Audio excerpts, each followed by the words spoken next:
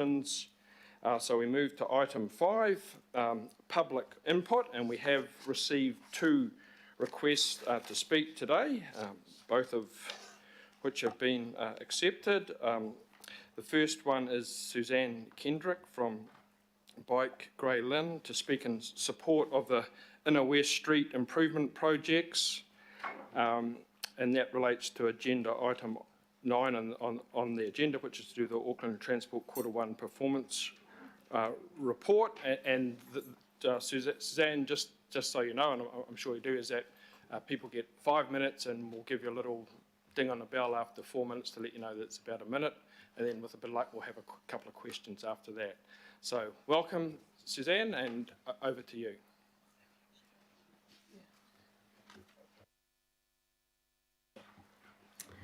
Right, Tūnuku Chair Watson, and kia ora kia koutou to the councillors and IMSB members. Thanks for the opportunity to speak to this new committee on the Inner West Street upgrade project. I'm Suzanne Kendrick, presenting on behalf of Bike Grey Lynn, one of Auckland's 34 established bike burbs. Bike Grey Lynn represents local residents who use these streets daily. We request that you press on with these vital projects for Aucklanders now and for future generations. Eventually, cities reach a point where it's not possible to drive everywhere. It is slow, petrol is expensive, and there's no parking. The fastest, cheapest, quickest and smartest way to travel is to use other modes of transport besides a car. Inner West Auckland is at that place already. For those of you who don't use our main arterial routes, Miola Road is often congested with all the way back and along Point Chev Road, as people are now using it as a rat run to the city. Miola Road is chaotic and impassable when the football is on at Western Springs. And let's not forget that Miola Road is sinking and prone to flooding when we have very big rain events that hit Auckland now. Point Chev Road and Great North Road are life-threatening for cyclists who have to play tag with the buses, the car transporters and delivery vans that use this major transport corridor. Now, some of you are new, and this has been a long project, so a quick background. So there are 3 routes on the map, and this is what we're talking about. And this project was funded in 2015 from John Key's Urban Cycleways Fund, and these routes cover 7 kilometres. Delivery was originally scheduled for mid-2018, and the current promise date, if we start on time, is 2024. The next point is community consultation. So over the many years, Auckland Transport has undertaken 3 rounds of community consultation involving many hours of volunteer time and effort.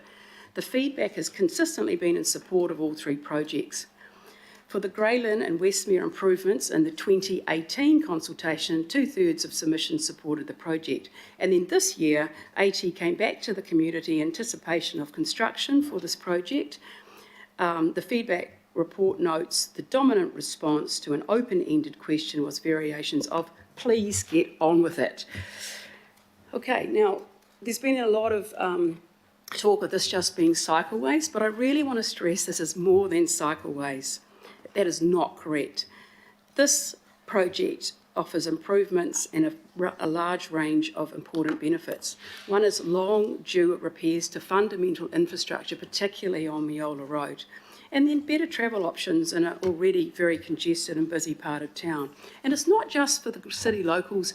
This is a thoroughfare from anyone who's coming in from the west, from Avondale, New Lynn, Titirangi. Many people use this way as a way to get into the city. Apparently and I don't see any numbers of course, but 20% of the budget is allocated for the cycleways. The rest is for road resurfacing, street furniture, lighting, planting and drainage. And of course, I am Bike Grey Lynn. We are keen on separated cycleways because it makes it possible for our kids to cycle and travel independently. And there's other options for people who want to access the zoo, Motat, Ponsonby Rugby Club, Western Springs Stadium when there's an event. And it gives more people options to leave the car at home. Some of you will have been down there when those events are on, and it can get pretty crazy. So what is being suggested? We have some slides that this also shows that there is a number of schools along the routes, and there's 4,000 kids in the area get to school along these particular ways. So it's a lot of children would be using it. So there's a whole lot of points on what will be offered: new bus stops, speed tables. Anyway, I've sent you these slides so you can have a good look at what is going to come. But please don't think it's all about cycle lanes, because it's really not. And yeah, so you can see these here. But yeah, the key thing is that all of the designs will make it safer and easier for anyone who wants to walk, scooter, travel by a wheelchair or mobility device. And we do have Selwyn Village in our area, and we see people whacking around their mobility devices, crossing the road to just catch the bus, and also to drive. It will be better for drivers. Next point is finances. We really do appreciate the difficult financial situation that Auckland Council is in, and why you are taking a closer look at expenditure. Of all the projects on AT's books, these are there, shovel-ready, widely consulted and well-planned and ready to go. And they've attracted significant government co-investment. The government funding is underwriting this work by 50%. This funding has been confirmed. Auckland Council has managed to get money over the last 10 years from the Waka Kotahi Active Modes Fund. And if we delay it, it won't make the projects any more affordable. In fact, we think any further delay or cancellation of these projects will be cutting off the city's nose to spite its face and risk jeopardising confidence in AT and future funding for Auckland.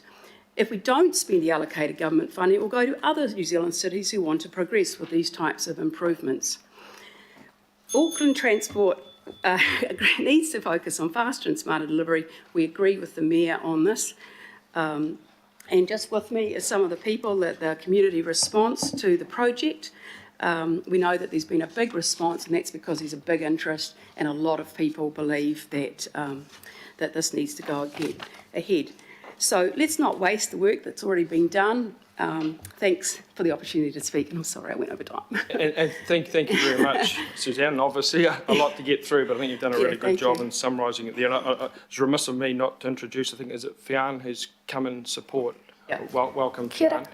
We have time for a couple of quick questions. I think Councillor Greg Sayers, your first cab off the rank there. Thank you. Just through you, Chair, I just had a question around, thank you for the presentation, Suzanne, and bring us up to speed, but you're talking like this project is ready to have the green light pressed on it in 2024, but you might be able to help me. I was under the impression that there might have been some trees felled already, and some of them were quite significant. So is that part of this project? In other words, in one way, has it started already? Just to help clarify that. Yeah, Thanks. I think it's about 32 trees have already been felled, old trees, because AT must have thought this was going to happen, and they're already been cut down. Yes, so yes, that's correct. It's correct. The trees have been felled for preparatory works to get started on this project.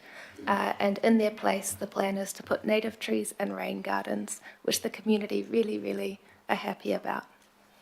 So are there any other works that have happened besides the tree felling? That's a great question for Auckland Transport, not totally across that one, but I can find out for you later if you'd like. Thank you, Councillor Sayers. Councillor Dalton, final Thank you. question. What a long time you've had to wait, and what an exciting project. Secretly jealous because I'd like it out south. So the delays, tell me, the delays have been more for what in particular? Is it more consultation? Is it deferring from, is that an Auckland Transport It's a mystery question? to me, but I'm just a mere mortal. Auckland Transport are here, they'll know. But Okay. the recent thing is because of you people, there's been an election, and now there's a new group of councillors. I would say that's the key current reason.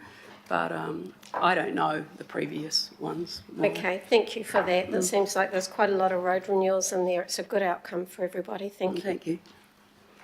Councillor Hills. Thank you, Chair.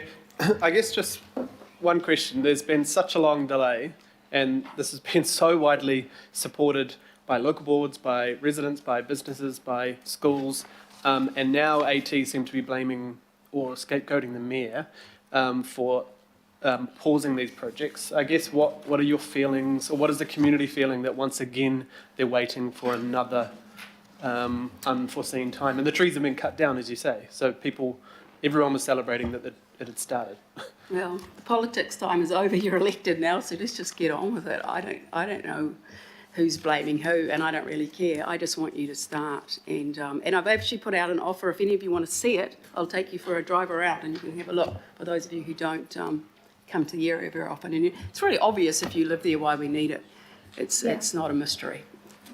What I'm seeing of the community's response is a lack of faith in Auckland Transport, and I think this will break a lot of trust if it doesn't go ahead.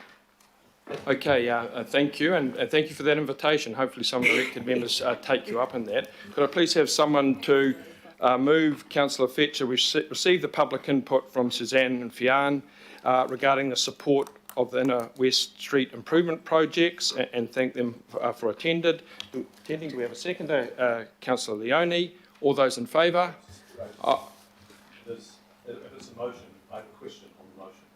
So the motion doesn't direct it to go anywhere, it just receives it.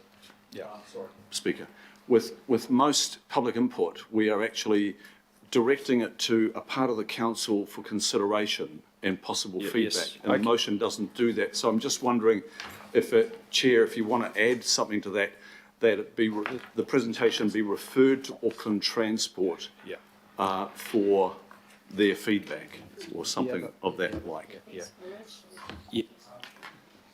Thank you for that, Councillor Darby. There is another public input item along similar lines, which I was going to follow up with exactly that. Okay, I'll so leave we'll it wait to the with you. second one. Thank Yep. you for bringing that up. Okay.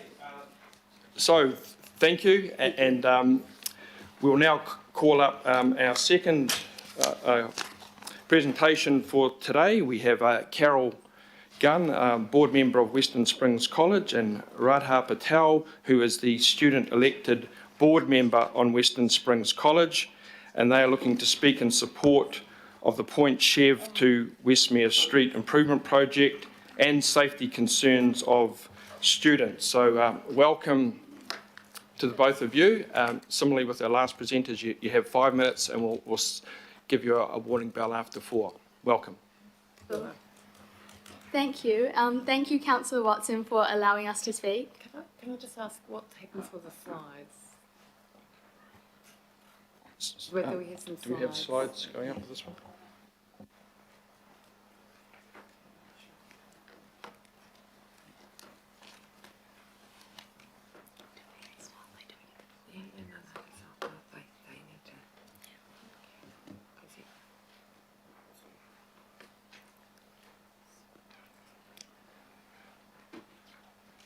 Right, I think that's up now. Is that the one you're looking for? Sure. Yeah, and we'll start your time from now. Cool. Thank you for allowing us to speak, and thank you everyone for coming. Like you said, we're here to express our concerns about the health and safety and risks on Meola Road. Do you catch the outer link home from school every day? Have you been harassed by crossing the road and drivers telling you to get out of the way? Well, unfortunately, these two scenarios is something that Spring students have to face constantly. We think that we need to provide a safer way to cross Meola Road and think that a crossing is vital to ensure the safety of the community. This is not only a Springs problem, but is also a problem and this road is frequently used by dog walkers, football players and their supporters, students from Pasadena Intermediate School, and students from Point Chev, Ponsonby, Westmere, Herne Bay. All of these students, most of these students use this road to get to and from school. So this issue has been going on for a while. There was an article in 2017 published about it, and in 2019 the TravelWise team at my school made a campaign, and that resulted in many articles being written about that. And also we presented that to the Waitemata local board and got assurance from AT that our suggestions would be included in the 2019 improvements. The timeline said that by March 2020 the plans would be finalised, and in April the construction would start. However, with COVID and budgeting cuts, there was no action on this issue. There should be a graph coming up soon. Yeah. Right.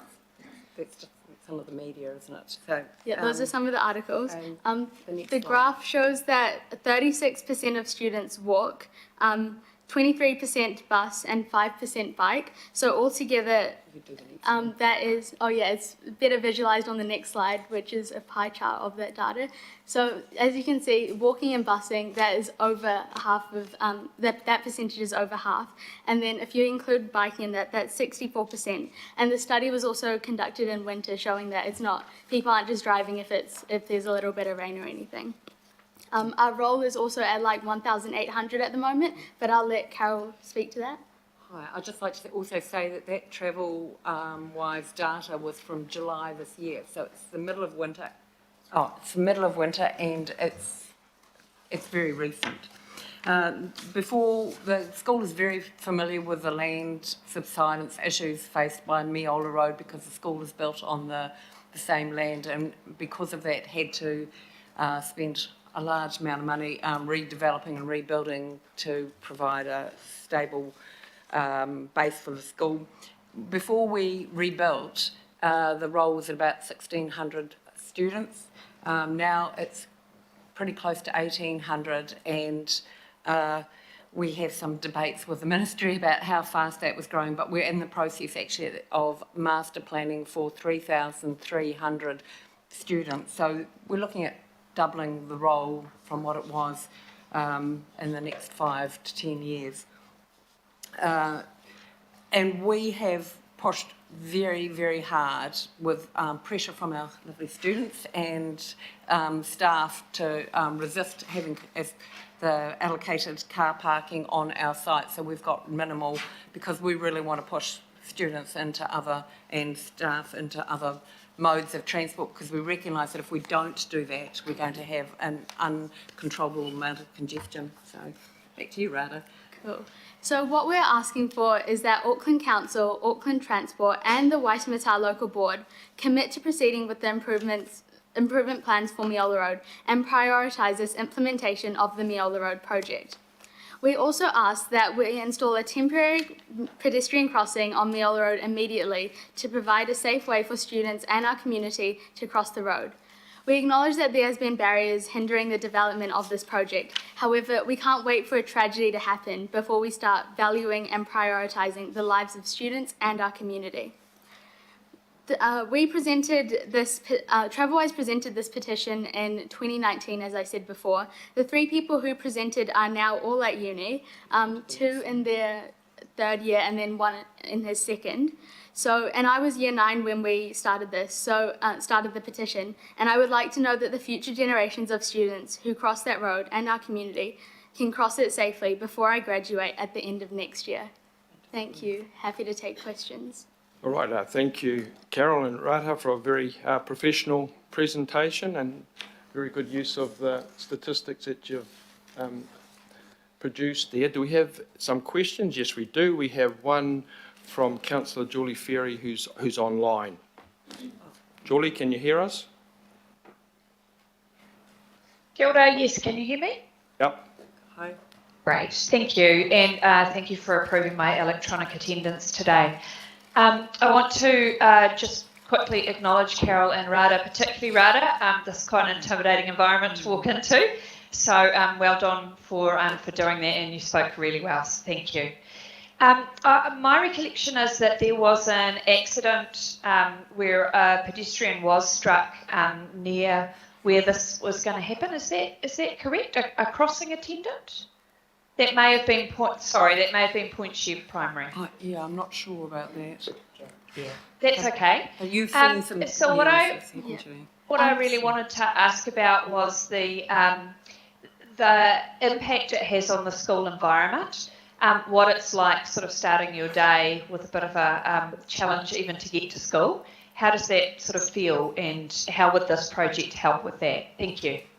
Yeah, I mean, I think at Western Springs College, a lot of students travel sustainably because we all live locally. So I think that's a big reason why a lot of people do use that that road to get to school. The Travelwise team in 2019, when we were starting this petition, we went out to see what it was like after school and before school. And we did notice a lot of people just running across the road, especially like as it got closer to school, not because they were like irresponsible, but just because they needed to get to their bus or get to their school on time. And I think when you think about the fact that a lot of a lot of football kids who like use that Western Springs football stadium, or people walking their dogs, like you can't really put the blame on them. It's like, especially like a dog, you can't, I mean, you can teach a kid to cross a road, but you know, so that's why we think that the crossing would provide a safer way for people and just ensure that safety of that area. And yeah. Rada, you told me that sometimes you get abused by drivers crossing the road. I mean, yeah, that does happen. I feel like that happens everywhere, but it would, especially for such a place where a lot of kids, people under 18, use to cross, I think that would just make the place safer altogether. And yeah, it does like kind of affect it doesn't affect the school day, but it does kind of give you a shock in the morning or just before you leave, and that's always kind of scary. So yeah, that's why we think a crossing would be a really good way to go. Okay, thank you, Councillor Thanks. Ferry. Three Yep. other questions we have here, and then we'll have to move on. Councillor Dalton, Councillor Hills and Councillor Bartley. Thank you, Rata. That was a really compelling presentation. I wondered if you had any research on the likelihood or the numbers of young people, students, who might ride a bike to school. I know that walking is probably the preferred option, but would there be a pickup on cycling, do you think, if it was a safer way to travel? I could actually answer some of it. In the TravelWise data slide, that says that there's about 5% of students are crossing, but I'm on the site quite a lot because I've been on the board for quite some time, and I was chair for quite 5 years. So, and I have I'm very involved in the redevelopment, so I've regularly counted the number of bikes at school, and typically there are over 100 bikes at school, and I think that there could be more because actually, the students do actually live locally, and my son, when he's biking to school, I would actually instruct him to ride on the footpath. I know it's not quite legal, but it was safe. Yeah, and just to add to that quickly, another thing the TravelWise team is looking to do is, so we're like, as Carol said, we're building another school, so as part of the master plan, and TravelWise really want more bike racks in that, because we do have a few currently towards like the left back of our school, except a lot of people we noticed were like tying two bikes to one thing just because there are so many keen bikers. So I do think that if it was safer, it may improve the amount of people who do cycle to school. Yeah. Thank you very much. Councillor Hills. Thank you, Chair. Thank you both. Just for Rada, I guess a lot of young people say to us they feel ignored by council or Auckland Transport. A lot of you have been involved with this for a long time. I guess what is the message you want Auckland Transport to do, or what you're hearing from the students on these projects? Or what is the message, the frustrations? I think our message would just be, one, like you said, listen to us and listen to the people who are directly affected by that. So if you're listening to the people, the community who often cross that road, then you'd understand how dangerous Meola Road can actually get. So yeah, just if you go out there and see it for yourself, I think that you'll understand how necessary a crossing would be in that area. Can I just chip in there for a moment, because I think it might be tempting to think that I've suggested that Rada came along, but actually Rada brought this to our last board meeting and asked what the school board was going to do, and so I have just supported her, and actually the students are feeling ignored, like somehow their views don't matter and aren't taken as seriously as maybe more vocal adults might be. Yeah, and just like I said in the thing, like prioritise us safely, allow us to have a safe route to go to school, and we will use it and we will travel sustainably. Perfect, thank you. Councillor Bartley. Thank you, Chair, and it's awesome to see you on the chair. So I just want to ask a question. Thank you, Rada, for your presentation, and Carol. I know exactly what you mean, because I've taken my dog, Milo, out there to that dog park, and I thought it was a highway. So it's very busy and cars go very fast. And it's good to have your presentation because it reminds us that we don't have to wait for a tragedy to do something, which, some people think you need, crash data, accidents, deaths to do something. So this is really good that you're here presenting at this time. I wanted to ask, in terms of the pedestrian crossing, where did you get to with the local board? And has there been any pop-up trials or anything done in that particular area before? I don't think so. So as far as I know, like I said in the presentation, the crossing was meant to start in April 2020, but that didn't happen. And the furthest I got with the petition was the petition site being closed down and then moving to another one, I think like Greenpeace Community, I think it was. So yeah, that's all I know for that right now. But if I find something out, I can let you know. You got a good response from the local board, but there's just no action has ever happened from it. Is that correct? Yeah. Thank you, Councillor Bartley, and for that personal experience. Yeah, sorry, blind spot there. Didn't see two figures to the left. Councillor Fletcher, and finally the Mayor.